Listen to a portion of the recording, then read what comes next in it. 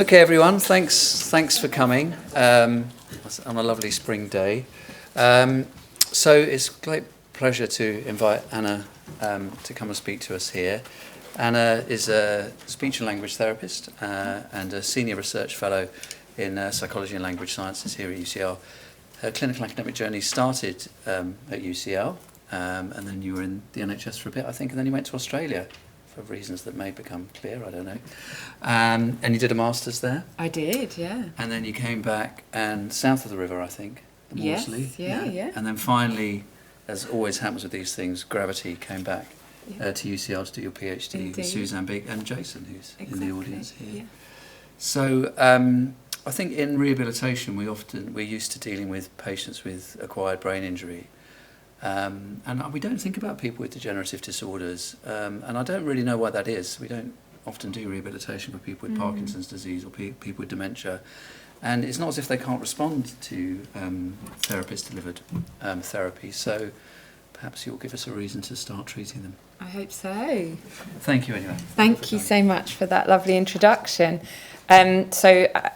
Obligatory page of people that have helped me on my journey.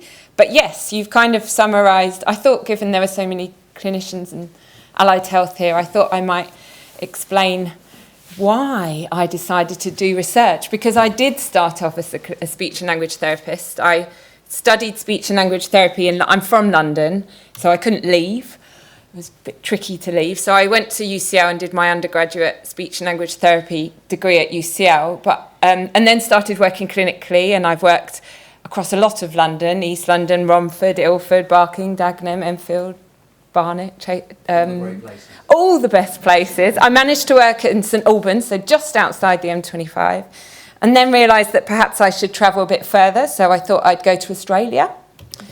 And I worked in Australia for 5 years as a speech and language therapist, all clinical. So I've worked in total, I worked clinically for about 14 years. I did do a master's in Australia when I was over there, but I was working in outpatient and community rehab at the Royal Melbourne, and we started getting a couple of referrals for people with primary progressive aphasia from speech therapists working in the community. In rural areas, saying we don't have a clue what to do with these people. And my colleague had just started working in the diagnostic dementia service, and she couldn't do therapy, but she came to me and she said, could we try and have a go at doing some therapy? So her and I sat down together and worked out that actually when we met these people with primary progressive aphasia, what they were asking for wasn't very far away from what people with stroke aphasia had been saying to us. We were in a stroke aphasia and brain injury service. So I started seeing some people with primary progressive aphasia. So all the rural speech therapists in Victoria started referring to us. So we were developing this somewhat specialist service in primary progressive aphasia. And I thought, gosh, I need to go back to England. I've been here for 5 years, so I thought I'd come back to England. And I thought, yeah, surely if I come back to London, the centre of the world, we will all be doing stuff about primary progressive aphasia. Unfortunately, I came back to London and we weren't. And that really motivated me. I started working when I came back at South London, the Maudsley Hospital.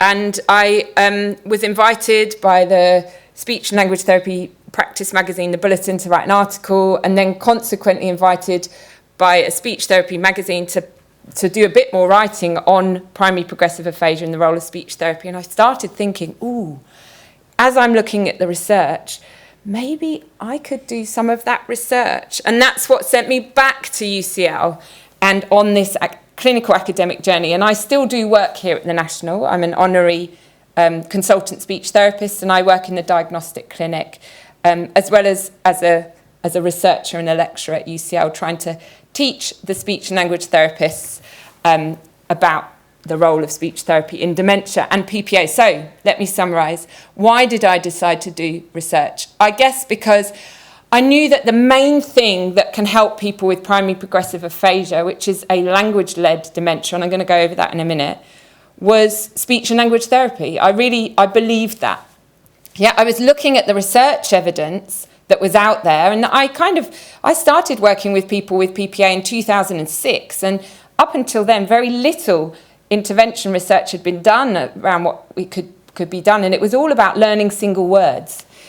But people with PPA and their family members didn't come to speech therapy and say, how do I say 10 single words? They came to me and they said, how do I have a conversation with my wife, my granddaughter, my friend at the pub? How do I actually have a social life? How do I maintain my relationships? And I started thinking maybe there was something I could do to help. And I was really motivated by this because I knew there were conversation interventions, like Better Conversations, that I'd learned about in my undergraduate degree, and I was using with people with stroke, aphasia and brain injury that I thought could help. So let me tell you about primary progressive aphasia. I'm going to take you back to the beginning.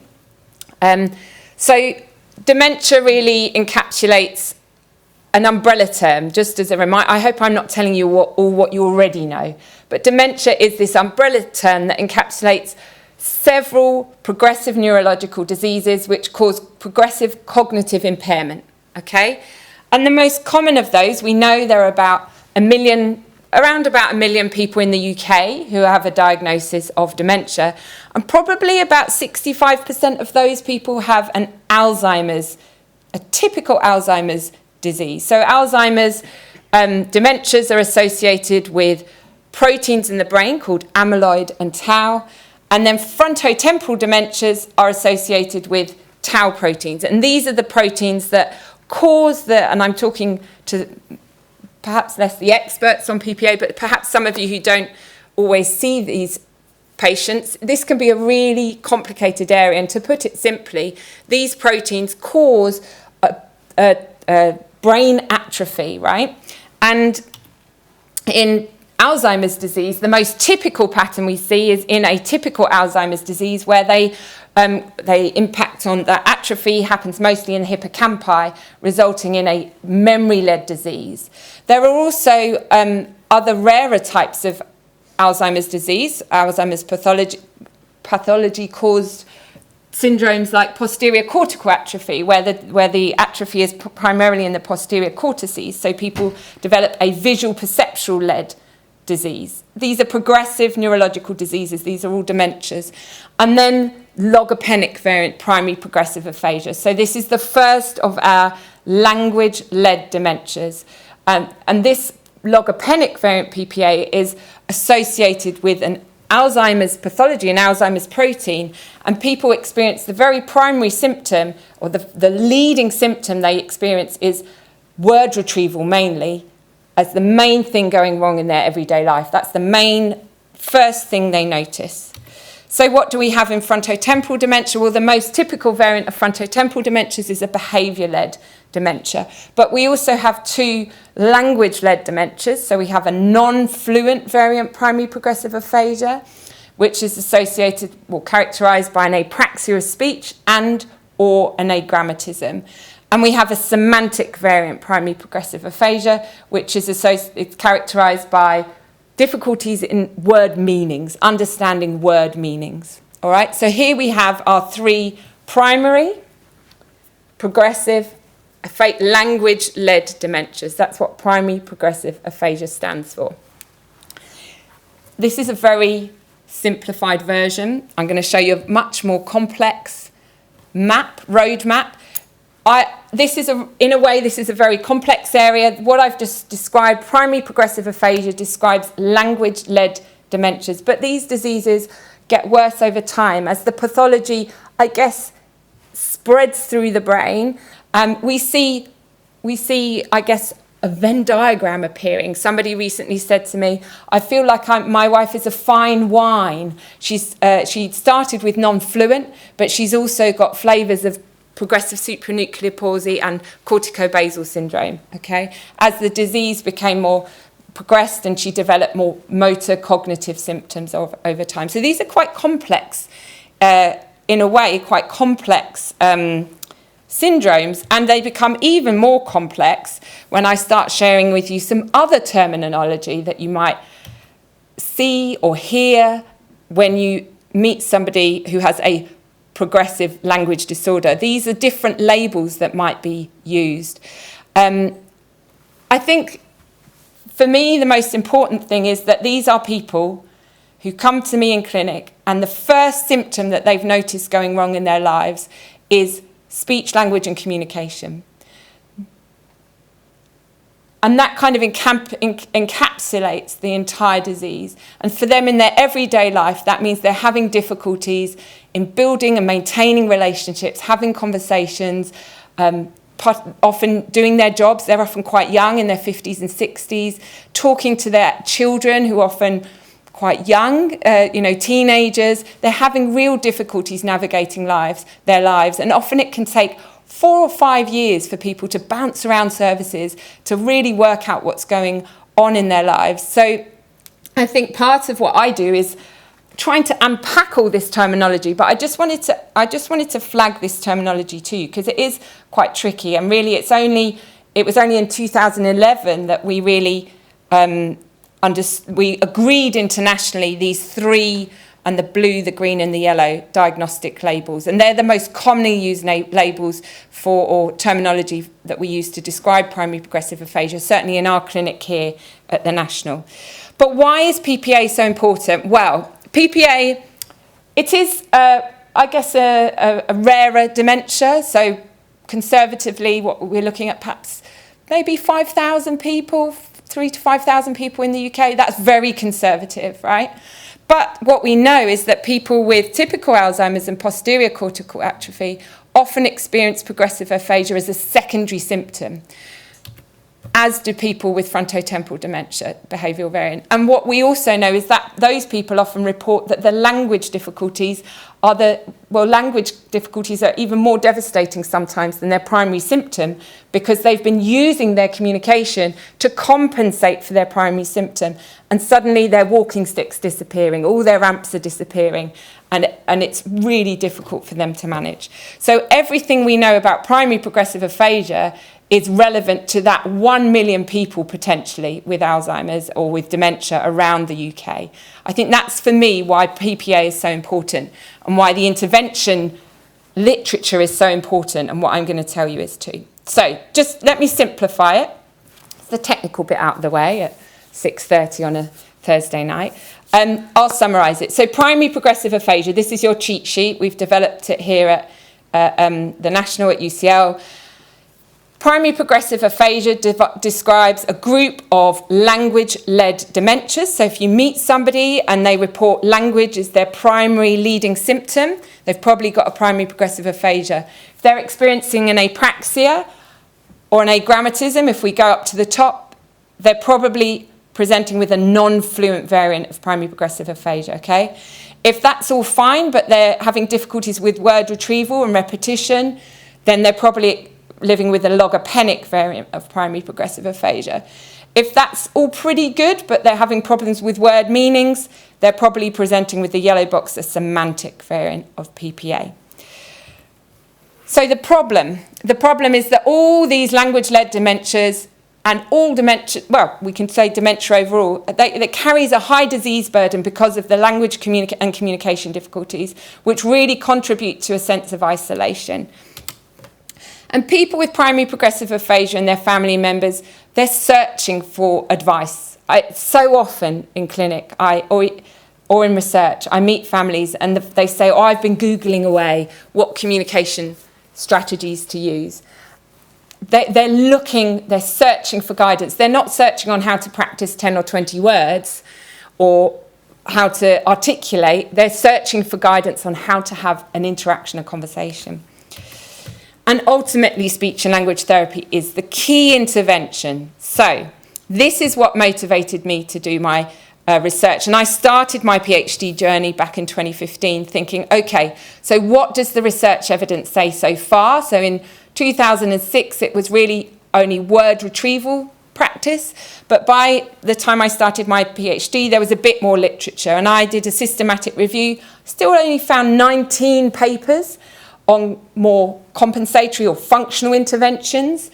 And what I found was that they were all different. The interventions were all different.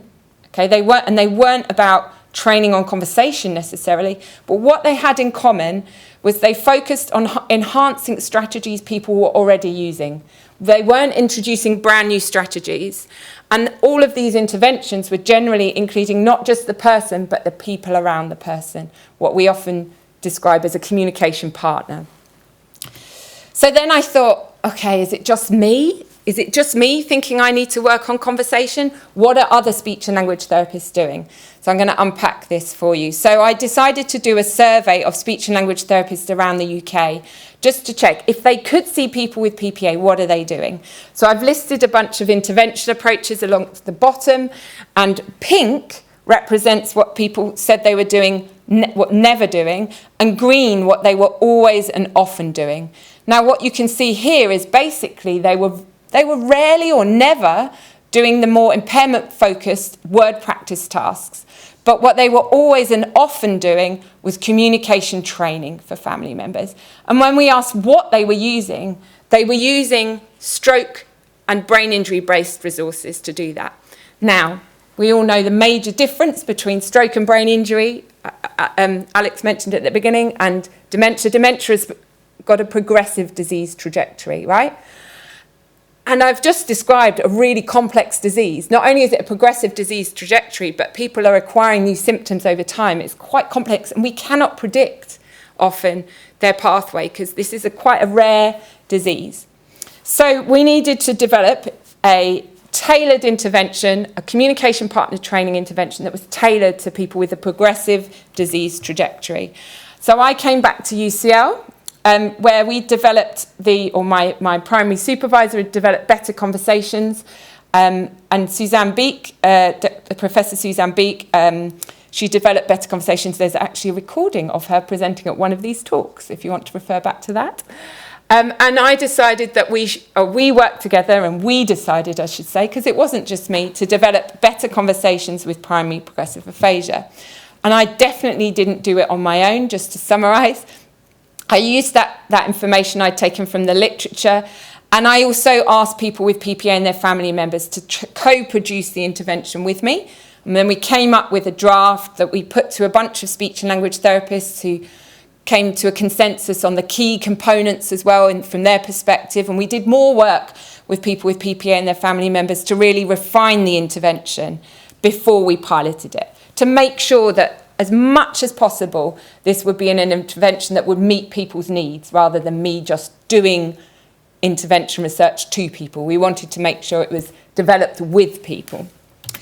So this is the intervention we developed, Better Conversations with Primary Progressive Aphasia. It was a 4-session intervention we developed because when we'd asked those speech therapists if they could provide therapy, how many sessions did you have?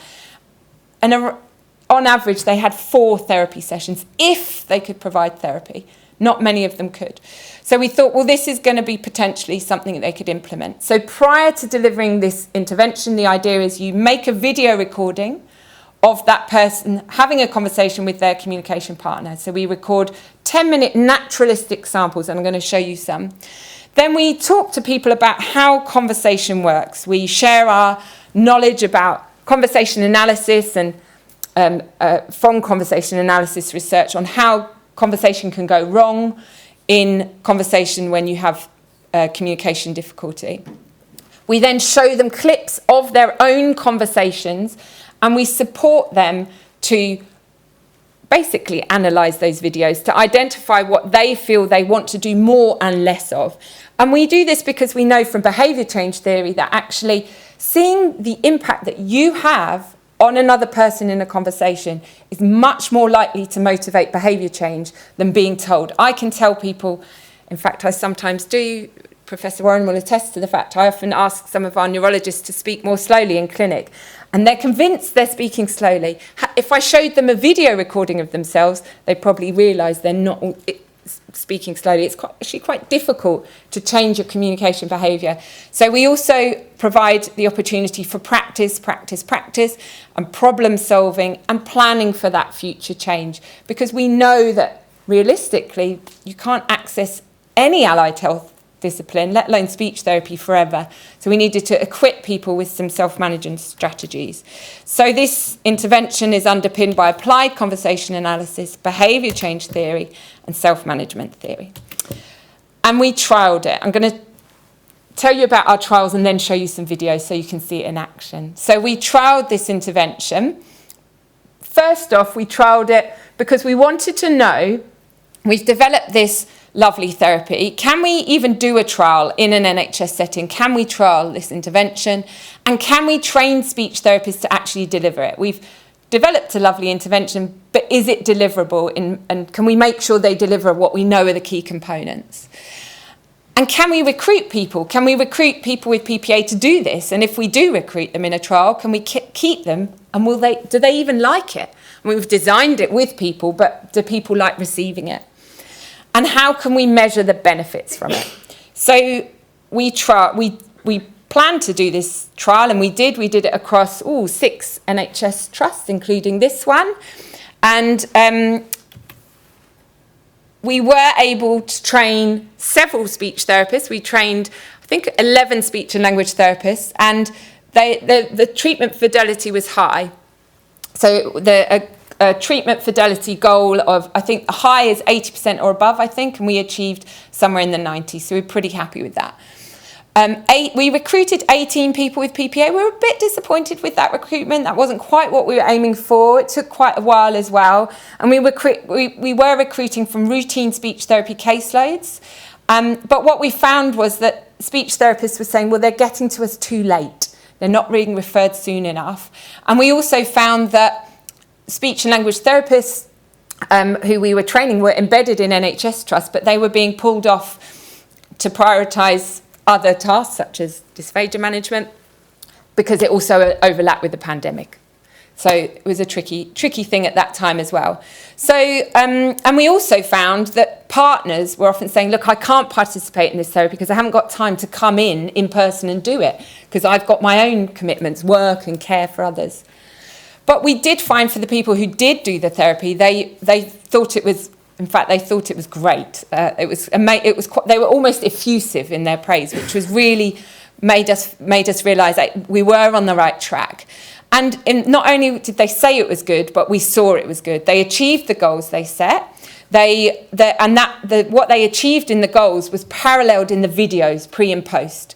So their subjective and the objective experience of this intervention, they mirrored one another. They were changing their behaviours in conversation. And when we looked at their outcome measures using the aphasia impact questionnaire, they liked that measure, and it was showing things were heading in the right direction. But what we found was that people said, we're actually getting more from this than you're measuring. You're not measuring the right things, okay? So we ended up with more questions, as you can imagine, from what I've just said. We were thinking, well, what is it people are getting? If we're not quite hitting what they're getting, we need to find out what to measure.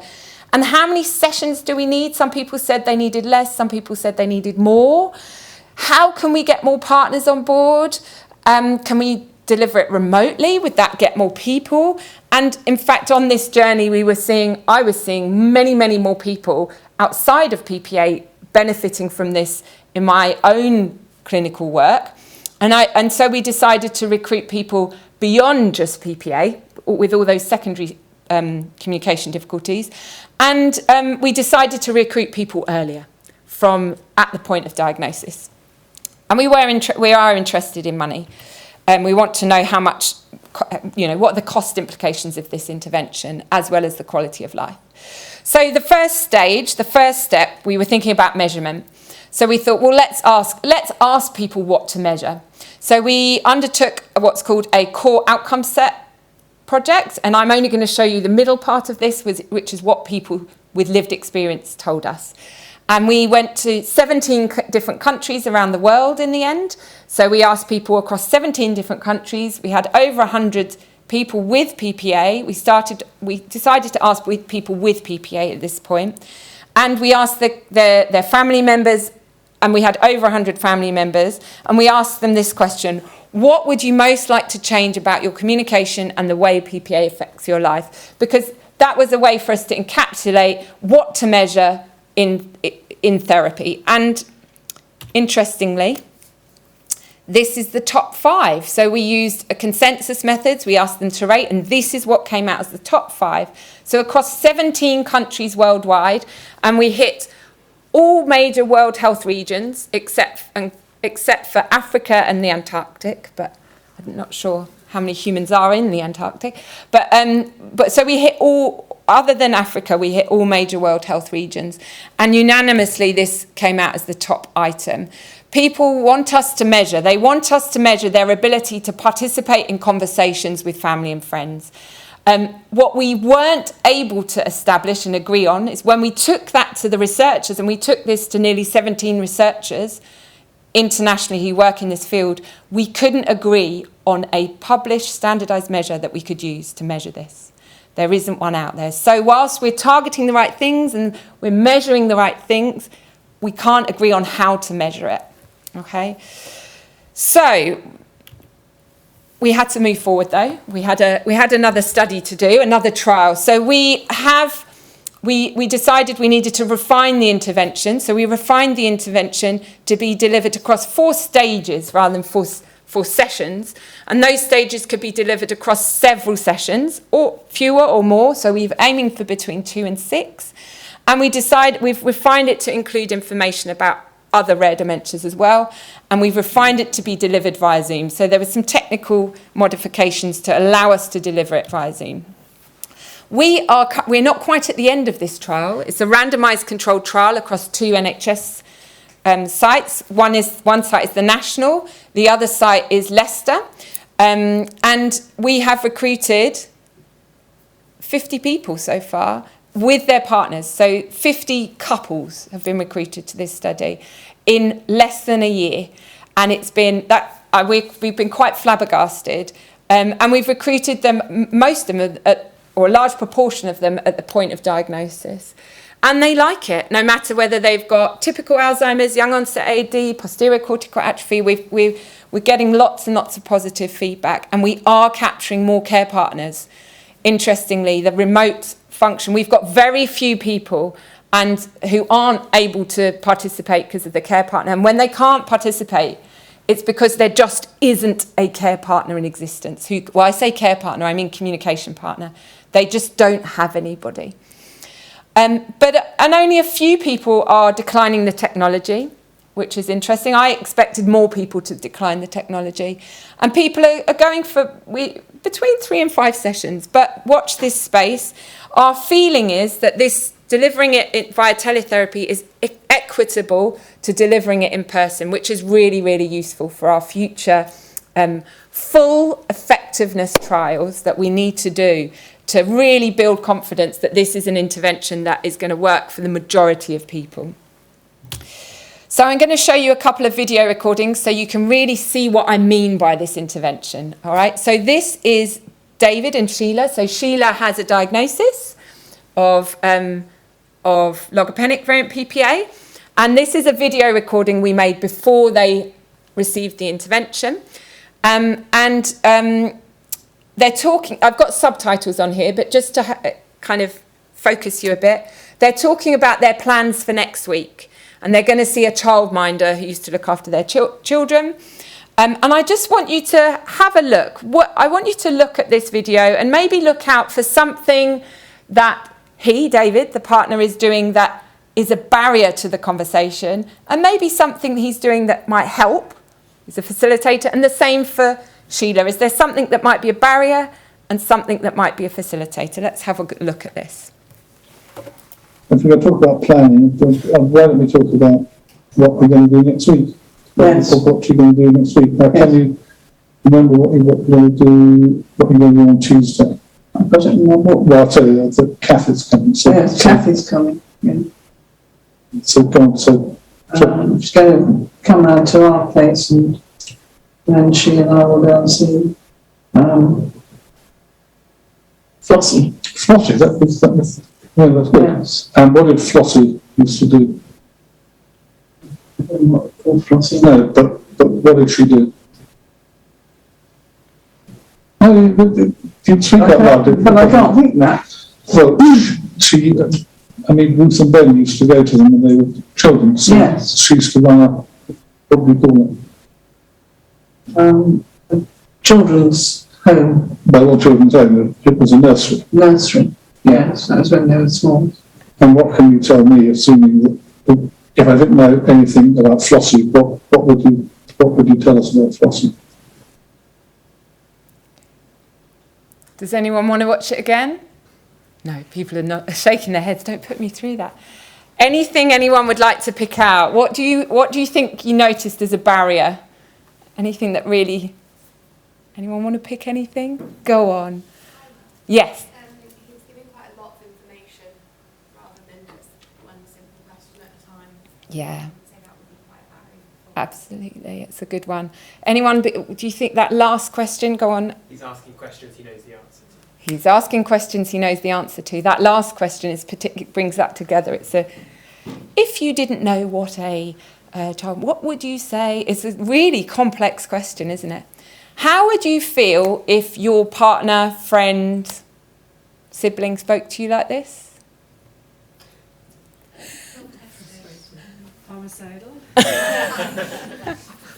Absolutely.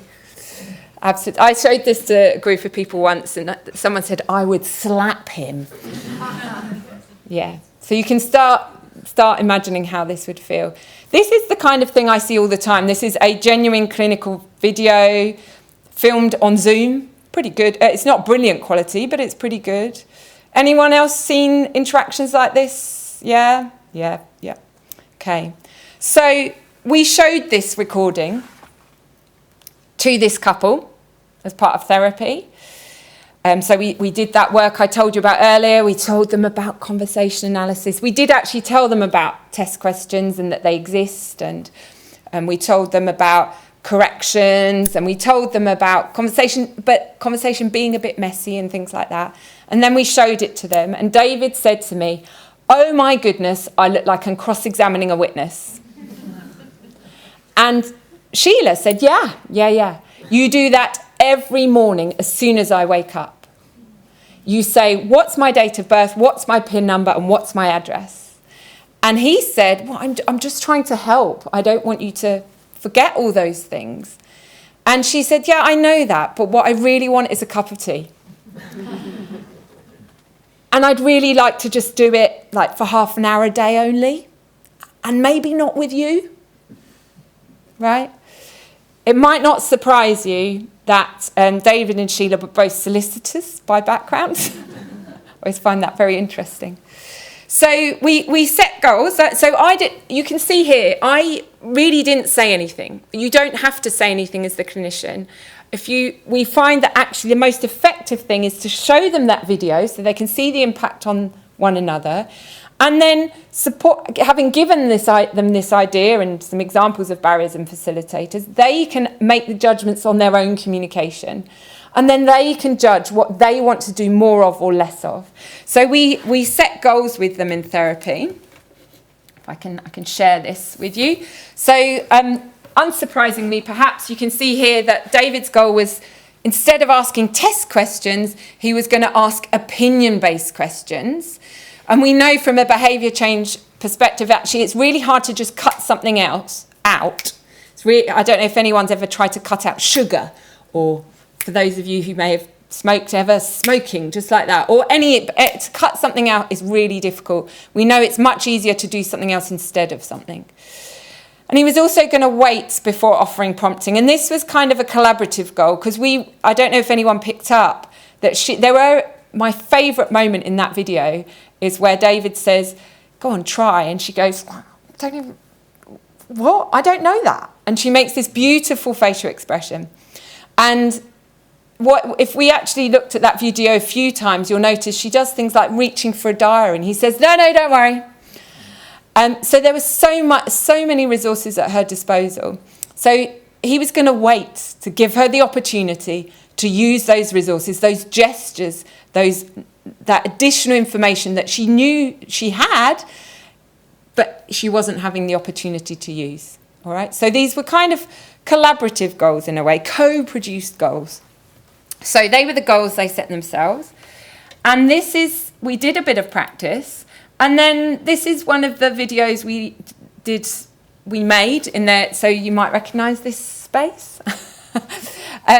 But we made this video together, and this was still one of the practice videos, and we watched it. I'll share it with you, and I'll just mention, so they're talking about having gone out for dinner the night before, and it was a really noisy restaurant, and he's trying to lose weight, and they're the oldest couple in there. I'm going to turn it down a bit, though, because we tried it earlier. It's a real video, so there is a bit of reverberation because of that. It's real life. Recording videos is tricky. Okay, here we go. I was just thinking that even though I tried very hard to, not to eat bad things. Still, the scale's like 1.5 pounds. I don't know why you do it. What could I have done? I had. You don't have to. Oh yes, last time. I wasn't bad last night. No. But it was a nice evening. But as you They're said, nice people. they're lovely people. It was too noisy. Yes, I could hardly hear. It's very difficult. It's very difficult to speak. And I'm a gentle sort of person, so I don't make a lot of noise. Yes, but it was very noisy. The only person I get annoyed about is you. Yeah, well, I think we were approximately 50 years older than everybody else there. So, Like Jack and Volkmer. I'm checking about 20 years older than us, so that's what they're doing. I love watching people watching this video, because you'll go. So what did anybody notice about Sheila?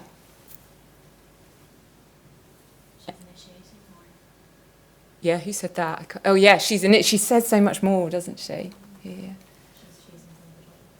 Yeah. Absolutely. Anyone want to comment on David?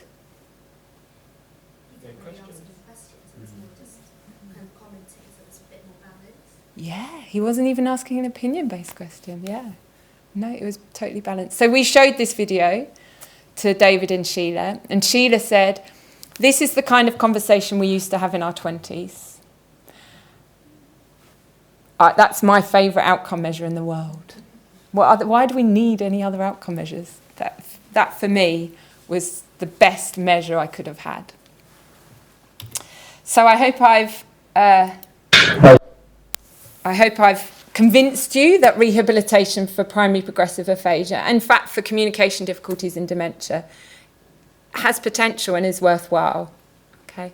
In fact, funnily enough, I do see David and Sheila. Well, I see David regularly, and I wave at him. He doesn't live very far away from me, and I was running in the park and I waved at him, and he emailed me and said although this was filmed a little while ago, and he said how well Sheila's getting on the residential home, and actually how he still uses communication partner training and shares tidbits with the staff there now.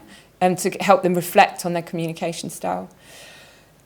That's also what a vote of confidence in this kind of approach to therapy. So I just want to share with you a couple of extra things. Perhaps the first thing to share is that we have a Primary Progressive Aphasia Awareness Day. It started in 2025. The second one is this year, on the 10th of April this year. Won't surprise you, perhaps, that not many people are aware that speech and language therapy can be useful for primary progressive aphasia. And so we've started this awareness campaign because people with PPA and their family members asked us to. We wanted to develop a care pathway for the proper care pathway like you do in the NHS. And they said, no, can you just start with this, an awareness campaign? And so we're collaborating with the Royal College of Psychiatrists, and targeting some of those staff members who do those diagnoses. And then we're also, for the first time ever, having the International Conference on Primary Progressive Aphasia here in London in July, if you're at all interested. It's at the Welcome, and I'm one of the co-conveners with Professor Maya Henry, who's coming over from America, but we've got an international cast for that, and some wonderful keynote speakers, including Dr. Chris Hardy, one of Professor Warren and I's close colleagues, who's going to be talking about his research here at UCL, where we do heaps of research. So that's the end of my slides. Thank you so much for listening and for having me.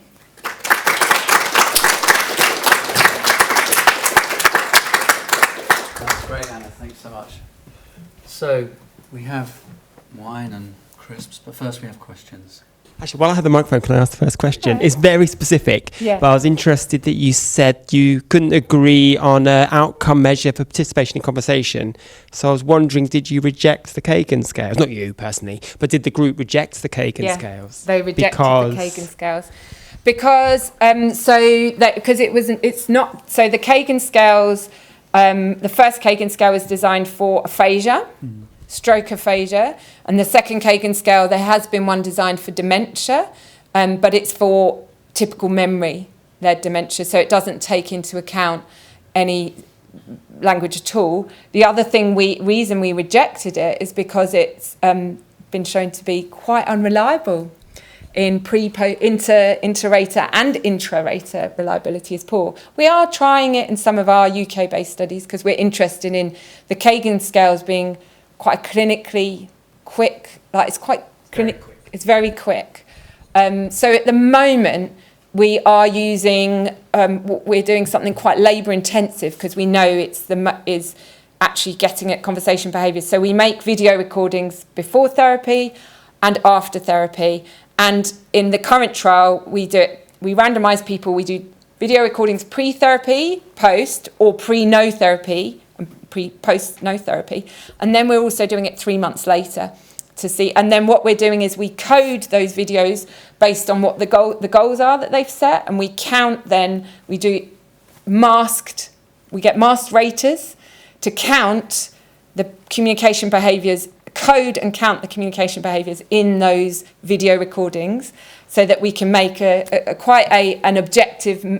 use quite an objective measure of change in conversation behaviour, and then compare that to the goal set. We're trialling a couple of other measures. There is only one measure, it's called the PACT, that's been designed for progressive aphasia. It's the Progressive Aphasia Communication, I've forgotten the T, and I helped tool, I even helped design it. That's embarrassing. And it's a discourse measure, but it's really the first measure that's been designed, and it gets at discourse. And I would differentiate. We're looking at conversation. And discourse is, it really is getting at things more like when rating picture description and monologue. So it doesn't quite capture what happens in a dynamic interaction. So there's still a lot of work to be done in that field of measurement, I think. Hi, great talk. Thanks, Anna. I'm not sure what my question is, but it's about the lack of participation with people that don't have a conversation partner. Yeah. And I think there's something circular around, we know that what aphasia does, whatever the cause of it is, make people feel more isolated, and their worlds and their carers' worlds get smaller. And I'm just wondering about the kind of ethics of not including people, about like the ethical dilemma of that if they don't have a partner. They're invited to participate. But that's the reason they give, that they don't. They decide not to participate because they cannot identify a conversation partner. And we try and we support. We have a script where we support them to try and identify somebody. So should we have a group of volunteers that volunteer for them just for a study to see if... That would be amazing, wouldn't it? It would be a different study, and I think it's important to say that this study is, and this intervention is designed for people who are, in terms of relationship, they're not paid, they're not volunteering, so there's a different conversational and relationship dynamic. So it would have to be a different study, but I completely agree, that would be wonderful. And I know there's some research that's been done here on the wards with volunteers that is pretty epic. So I think there's definitely a space for that, absolutely. And in fact, I think we should also be doing more of this, looking at training healthcare professionals. And City and St George's have got a massive trial going on, training. They've co-designing I would love it to be mandatory. It's not going to be mandatory, is it? But a kind of training that will be embedded in our NHS. What do they call it when it's non-mandatory training? We have in the NHS training, your annual training. That some of it's non-mandatory, but they're designing one. Yeah, optional mandatory training. Everything not forbidden is compulsory. Well, it's the thing, isn't it? Thank you. Thank you. Other questions? Or your hand was up first. A minute. Anna, thank you so much, firstly. I would love to know your thoughts on if you found any correlation between psychological readiness of both the person with aphasia but also their communication partner in terms of balancing grief and loss associated with the change. You mean in terms of candidacy for this therapy? Yeah. Yes. Yeah. So I will answer this with a story.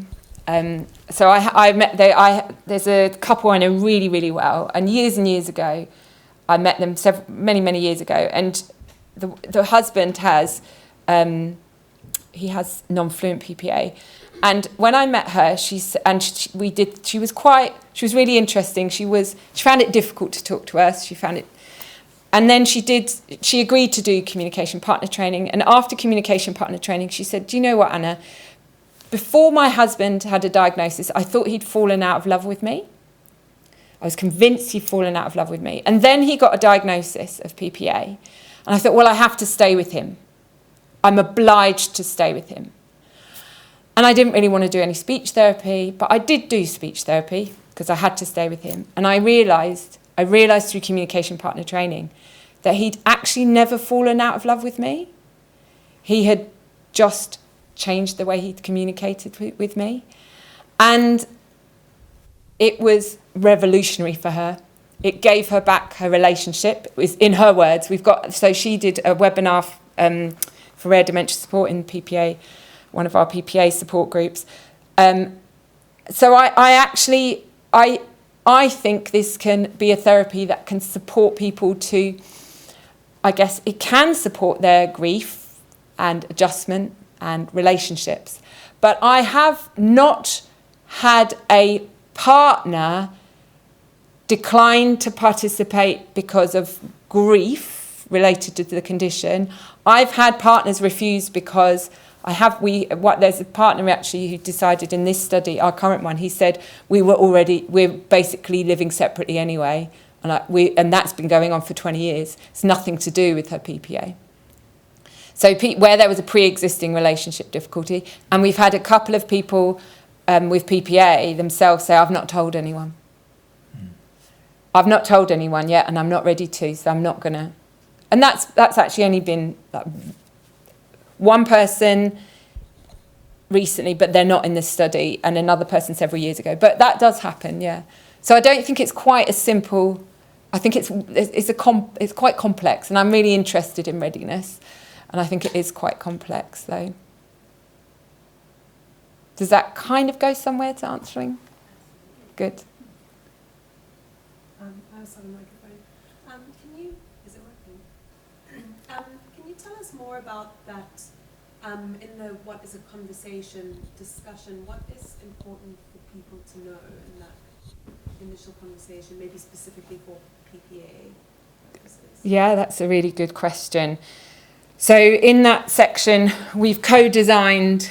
We've co-designed what we share with people, and what we start with is talking about conversation in a very hypothetical way.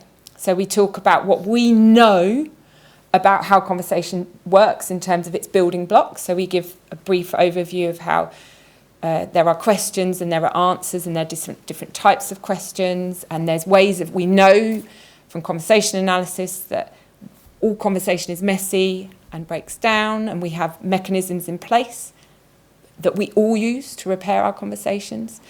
And then we start talking about what happens, what we know about communication disorders as a whole, and how it's really common that we know from research that partners often use corrections or testing questions. And then what we've realised is really important for people with PPA and secondary progressive aphasia is that then we talk about the impact of that. So we know from from those conversations with people. They've told us, and we've co-produced the information. We tell people that causes frustration for both the person and their partner.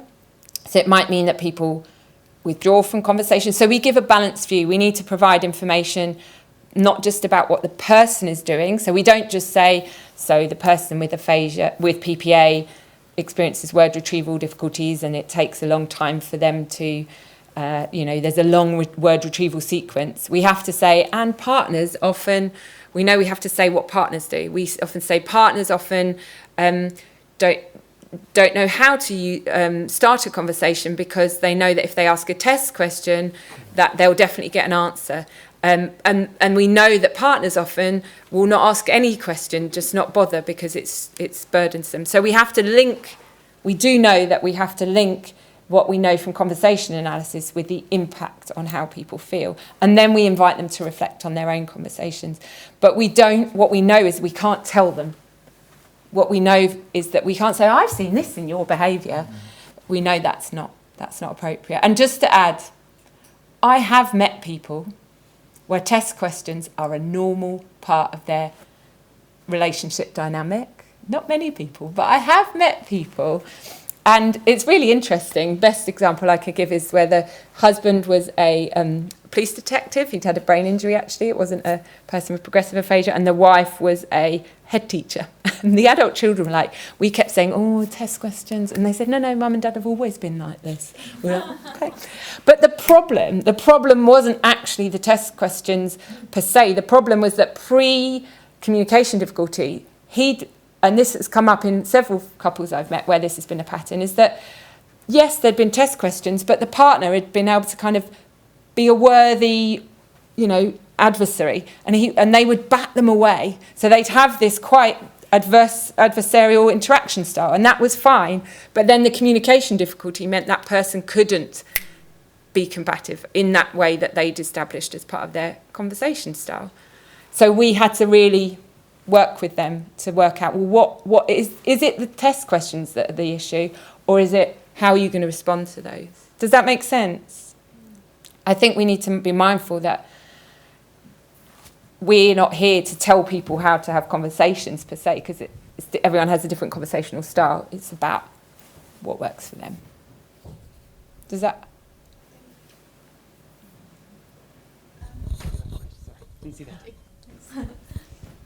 Thanks so much, Anna. I guess I don't know exactly what my question is here, but you mentioned about how some you had feedback from speech and language therapists that sometimes people with PPA are referred too late. Mm-hmm. And I was just wondering your thoughts or experience through the study around sort of almost, I guess, threshold levels for when someone can or can't participate in a therapy like this. So is there a point where you'd say maybe the communication or cognition difficulty almost makes it not appropriate, or someone's not able to carry over strategies? I was just wondering what your thoughts were around that sort of dilemma. Yeah, so I guess communication partner training, a definition of communication partner training is that describes a group of interventions that all have in common the aim of helping people with communication difficulties have better conversations, right? So our version of that, we've just produced one version of a communication partner training intervention. But there are other interventions, and increasingly we are seeing more research using, I don't know, are you a speech and language therapist? So have you heard of intensive interaction? Right. So for those of you who aren't, intensive interaction is basically a communication partner training intervention. It was developed actually for adults with learning difficulties, and there's lots of research. There's a bit of research demonstrating its value for people with quite profound dementia. And the difference between this intervention is that the person with dementia doesn't participate in the reflective process, basically. But that you support the partner to participate more in the reflective process. And it is really solely about connection and non-verbal communication. And if I'm honest, in an idealistic world, I'm a relentless optimist, an idealist. And I see communication partner training as an intervention that has to be delivered at the start of somebody's journey, maybe even before diagnosis, who knows, but around that time. And then you don't need to continue it all the time, but people benefit from top-ups. And a top-up can be one session. And in fact, I was working with somebody recently who's one of our patient and public involvement advisors, and I've known him for 11 years, and he has had 20 hours of speech and language therapy with him and his wife. His wife's got the diagnosis over 11 years. It's not a lot, in my opinion. That's really not a lot. That's not even, I mean, I think he worked out, he reckoned it cost less than £2,000. It wasn't privately, but this is a guy who wanted to work, what did it cost the health system? He reckoned that's how much it cost the health system. But he firmly believes that intervention is something that has made, and his wife is profoundly impaired. In fact, I'll give you another quick anecdote, which probably best encompasses it. So I had a phone call a couple of years ago from a husband of a lady I knew that I'd been working with. I knew them again over a couple of years. And he said, I need to call you. My wife died 2 days ago. And I said, oh, God, I'm really sorry. You know, I'd known them for ages. And he said, no, stop. I'm calling you up because I really need to tell you. I've been thinking about this. He said, the last time my wife opened her eyes, she opened her eyes and held out her arms. And I knew that she was communicating with me. And I knew that. I knew she was communicating. She was saying, I love you and goodbye. And we said, I love you and goodbye. And she never opened her eyes again. And I believe I only recognised that as a communication because of our training. And I believe, I mean, he was a very articulate man. He said, I believe communication partner training helps people with primary progressive aphasia have a good life and a good death. And I believe you need to keep telling people that. So I think communication partner training has value throughout life and in death. Well, I think on that note, excellent, lovely to hear your anecdotes. Thanks. It's coming around 7, so I think we'll call it there. We'll give you one more round of applause, and then please join us for drinks. Thank you.